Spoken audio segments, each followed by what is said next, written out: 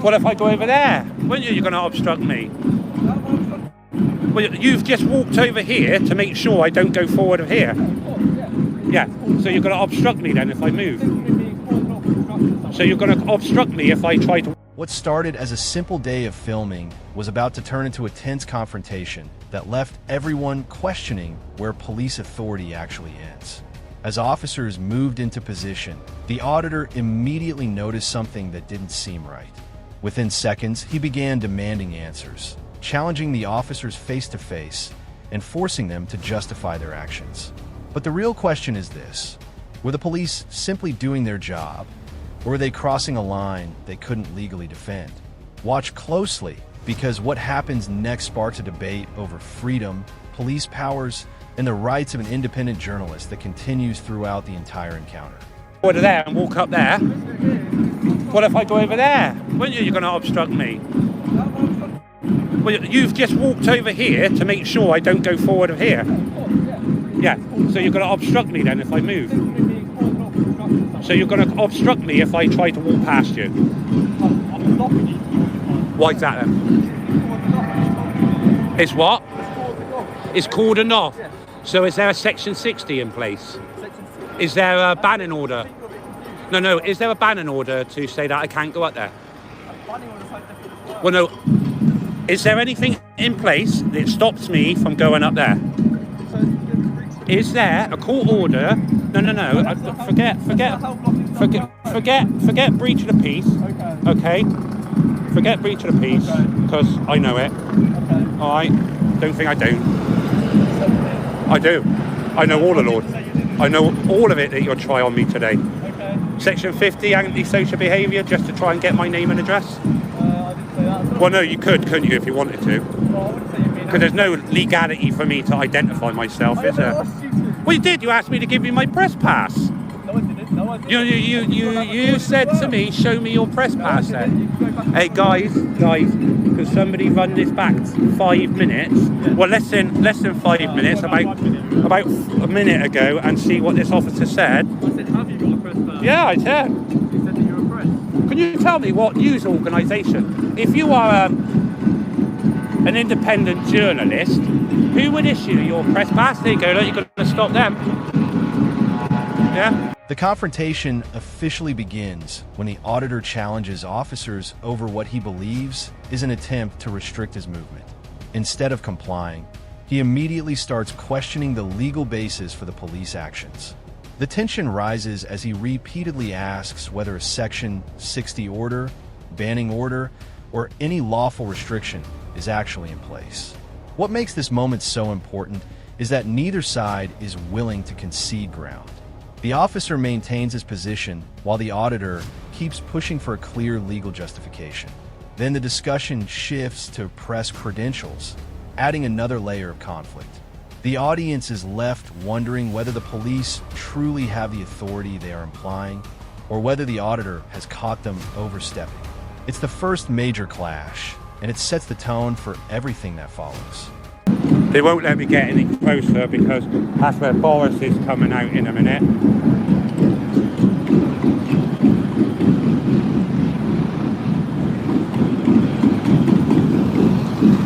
So what orders have you been told to follow today then? Everyone's safety. No, but I'm an adult. I didn't get hit by a car. No, because I seen it come round and then I stepped back. Because that's what an adult does. Yeah, but you would have then put your hands on me then, wouldn't you? That officer went to put her hand on me. No, but she went to put her hand on me. But if I went to put your hand on you, say if you stepped out in the road, no, you wouldn't. You would have nicked me for assault. So let's not give me that crap. No, you wouldn't have. You would have nicked me. You would have nicked me. You would have nicked me.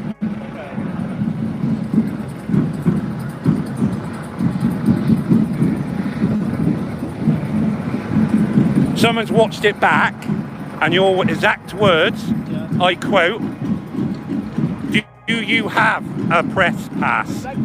Yeah. No, you asked me, do I have? So I said, yeah, I do. But if I worked for the BBC, they would give me a BBC press pass. because I'm an independent journalist, I work for myself, so I've issued myself a press pass, which that's what happens. Because journalist, as an umbrella term, means anyone that produces words or pictures that somebody else can view. So anybody with a camera phone is a journalist. And we also have a great right in this freedom of press. No. The discussion now escalates from movement restrictions to physical interaction and journalistic rights.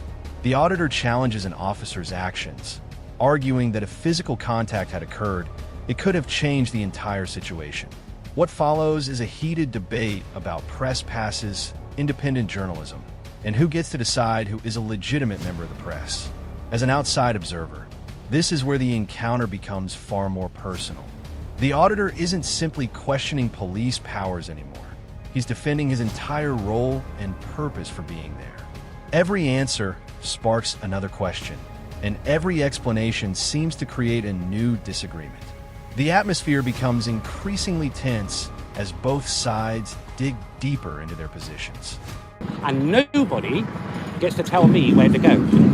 Okay, as long as I don't injure, harm, and cause anyone any loss, right? Nobody tells me where to go. You've also got a visual trespass as well. What's trespass? Trespass is a civil. No, trespass is a civil matter. Yeah, only becomes criminal. Right, only becomes criminal. Trespass is a civil offence. No police involvement. It only becomes criminal if I commit a crime whilst on that property, or I'm carrying a weapon.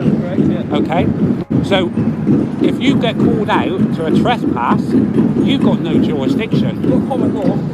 No, you don't. Everyone's got common law. Yeah, on common law, but you're only coming out there to make sure a breach of the peace don't happen. You're not there to enforce anything else. You can't use common law to reject someone. No, you can't. No, you can't. You can't. You can't. No, you can't. If the owner says for you to remove, no, you can't, because that's exercising civil law. Yes. No, it's not. It's exercising civil law. No, it's not common law. Doesn't become common law. Well, you're 1418. I would actually go and look up, because the moment you touch anybody on private property under the owner's say-so, you have just exercised your office outside a constable. Yeah, you have, because I'm suing somebody right now already. Well, no. So all you should have done is, it's like when you come up and you aid these bailiffs on civil warrants. You're only there to stop the breach of peace. Right, and that is it. You're not there to aid the bailiffs in any way, shape or form, but you do. Well, it's not. It's the same sort of scenario as private property. Because private property is private property. It doesn't come under law. What's it got to do with bailiffs? Well, it got everything to do with bailiffs, isn't it? Because you assist people when you shouldn't. You don't assist people, you assist corporations. This section transforms into a full-scale legal debate. The auditor begins discussing trespass laws, private property, breach of the peace, and the limits of police authority. Instead of focusing on the original issue, the conversation broadens into a wider argument about where police powers begin and where they end. From a viewer's perspective, this is one of the most fascinating moments in the video because it feels less like a confrontation and more like a courtroom debate happening in real time. The auditor confidently presents his interpretation of the law, while officers continue listening and responding. The suspense comes from the uncertainty. Who actually has the stronger legal argument here? Yeah. Really? I'm wearing a mask outside, Jesus, come on. I don't want no protection from you. There's no COVID-19, so why would I need protection from you? It's no worse than the flu. Normal flu, yeah. Yeah, normal flu. Yeah. More people died of cancer last week than COVID-19. Yeah, they have. 500 people a day die of cancer. Yeah. Lots of the elderly die of normal influenza a day. There's no big panic about that, is there? Yet 69 people died yesterday and we're going to go back into lockdown. Is that a bit stupid? I don't enforce that, do I? I don't say anything like that. Yeah, you got no opinion, have you, really?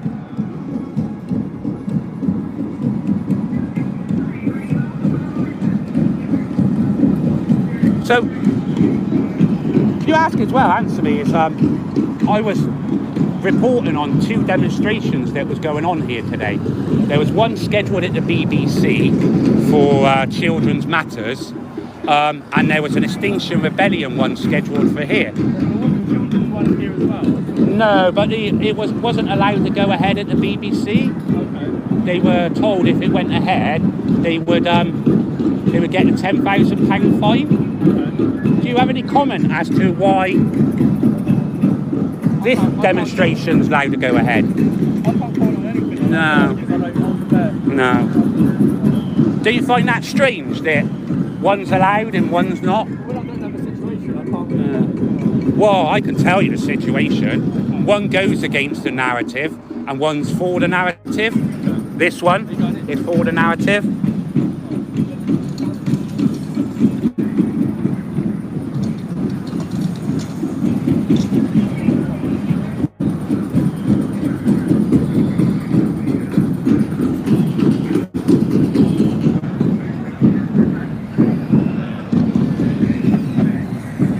What time's Boris due out? What time's Boris due out? I can't even call myself. Not important enough to be told that, you know, as they say, shit rolls downhill, doesn't it?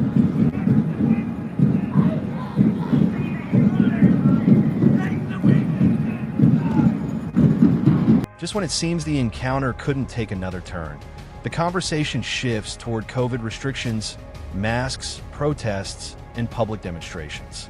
The auditor begins questioning the consistency of enforcement and why certain events appear to receive different treatment than others. This part adds a political and social dimension to the encounter. What started as a dispute over movement and access now expands into broader questions about public policy and policing priorities. The officers remain measured, but the auditor continues pressing for answers. The tension here comes from the growing sense that the discussion is no longer about one location or one event. It's about much bigger issues. So is this a normal working day or is it overtime for you today? Still normal work. You're still on shift, are you? All right. He's not on overtime yet. He will be. He will be. If he's on earlies, which is... Oh, he must have been on earlies today, early turn. So he'll be on overtime soon.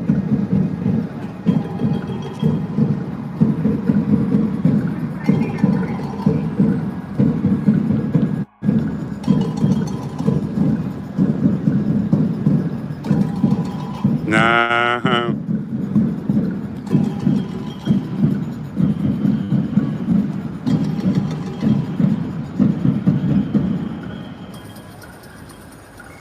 I'm being asked, have you got an L3 certificate? I don't know. What is an L3 certificate, Bill? I don't know. Probably level 3 certificate. Depends what it is. I've got some level 3 certificates. Yeah. I just get people asking me random questions.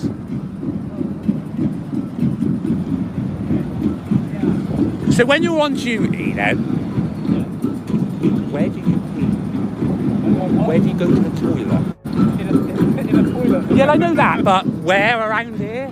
Here. Yeah, where's the nearest public convenience? Come on, as a police constable, you should be able to tell me the next police is over there. I usually go to a cafe. Yeah. Any more questions for these? I tell you what though, these Met Police, first time I met the Met Police. Yeah, first time. After several intense exchanges, the atmosphere briefly softens. The auditor begins asking more casual questions about shifts, overtime, facilities, and everyday policing. On the surface, the confrontation appears to cool down. But beneath that calmer tone, there is still an underlying test taking place. Every question continues to probe the officer's knowledge, professionalism, and willingness to engage. The interaction becomes less confrontational and more observational. giving viewers a chance to see how the officers respond when the pressure eases. It's a quieter section, but it helps build anticipation for what comes next. You are positively pussycats to some that I've dealt with in the last few weeks. That's the way to say that I'm nice. I'll take that. No, you're pussycats, pussycats.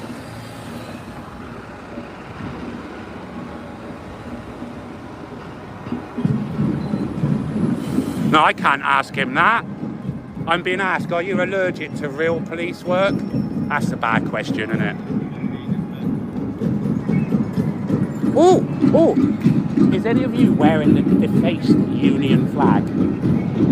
No, you haven't got your... The blue line? I give you a thumbs up for that. Yeah, it's not uniform. I'm going around and educating, because I've got your dress policies in my bag. The final segment serves as the closing chapter of the encounter. The auditor turns the conversation toward crime levels, policing resources, officer experience, and broader concerns about law enforcement priorities. While the intensity isn't as explosive as earlier moments, the discussion remains thought-provoking. As the exchange winds down, the viewer is left reflecting on everything that happened before it. The questions about authority, the disagreements over rights, and the ongoing debate about accountability. Neither side appears to have fully convinced the other, but both have made their positions clear. It's a fitting conclusion to an encounter that was driven by challenge, scrutiny, and constant questioning from start to finish.